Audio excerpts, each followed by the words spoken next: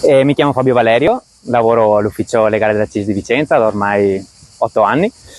e quindi la mia prima grande passione è quella per la tutela dei diritti dei lavoratori e il diritto del lavoro,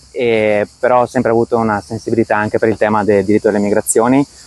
i richiedenti asilo, e quindi da sempre sto sul campo del volontariato, in particolare col centro Astalli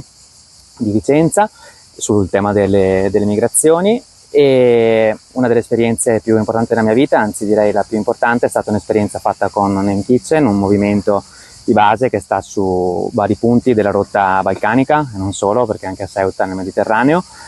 E io sono stato in Bosnia, a Bihac, e lì ho avuto modo di vedere, di toccare con mano la violenza del confine, la violenza che il confine genera nelle persone, pur essendo qualcosa di immateriale, ma allo stesso tempo materiale e fisico. E proprio questa riflessione sulla violenza del confine, sulla disumanizzazione dell'uomo, no? Mi ha fatto riflettere sul senso dell'umanità, da cosa derivi il nostro essere umani, un pezzo di carta, da un passaporto, dal trattamento che noi mai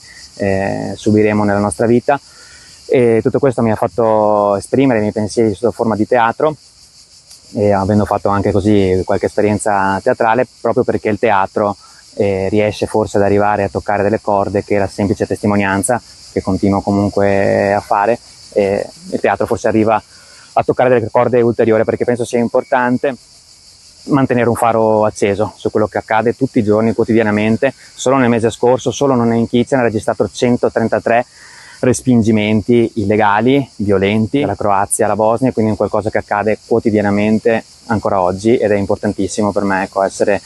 qui a testimoniarlo anche in un luogo di lavoro all'interno della zona industriale di Padova, perché poi lo sfruttamento del lavoro, lo sfruttamento della persona continua molte volte anche qui.